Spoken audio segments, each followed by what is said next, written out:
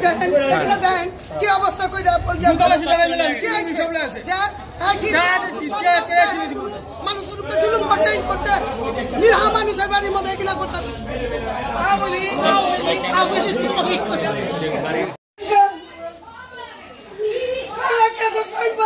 না আল্লাহ একটু গজব বানাইব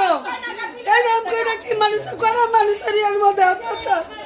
আমার ভাই মহল্লা থেকে মানুষের কত উপকার করছে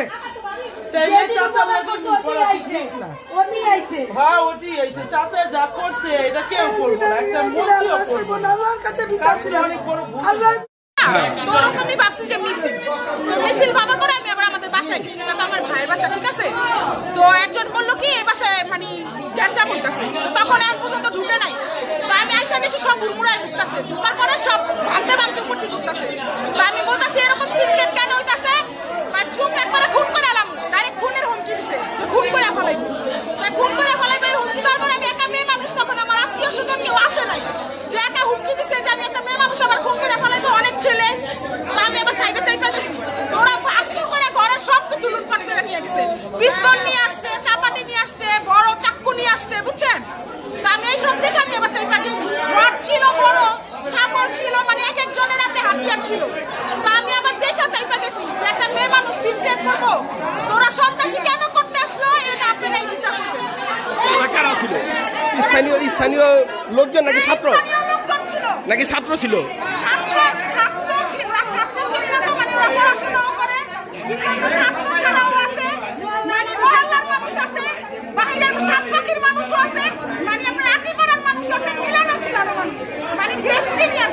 কিছু মানুষের নামও জানি কিন্তু ওদেরকে আপনারা কি ব্যবস্থা দিবেন না আমাদের কিছু বলার নাই এখন আমাদের তো সব কিছু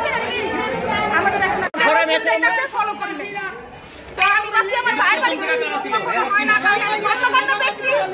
তো ভাইয়ের কাছে সব টাকা দিতে লেগেছে এখানে দাঁড়ানোছি এলাকার মানুষ ছিল সাত পাখির মানুষ ছিল পুরো এরিয়ার মানুষ ছিল সবার ফেস চিনি আমি কিন্তু নাম জানি না সবাই যদি এসে দাঁড়ায় সবার চেহারা আমি দেখাই দিতে পারবো এই মহল্লার পোলাপান ছিল মহল্লার পোলাপান বাক্সে একটা মানুষ উপরে উঠতে যায় নাই আমি এসে কেউ কিছু হয় নাই এলাকার প্রতিটা মানুষ দাঁড়ায় ছিল কেউ কিছু কোনো প্রতিবাদ করে নাই সবাই সব কিছু লুটপাট করে নিয়ে গেছে যেখানে যা ছিল ঘরের আলমারি ভাইনা সব কিছু দিছে তালা খুলছে কোনো প্রতিবাদ করে নাই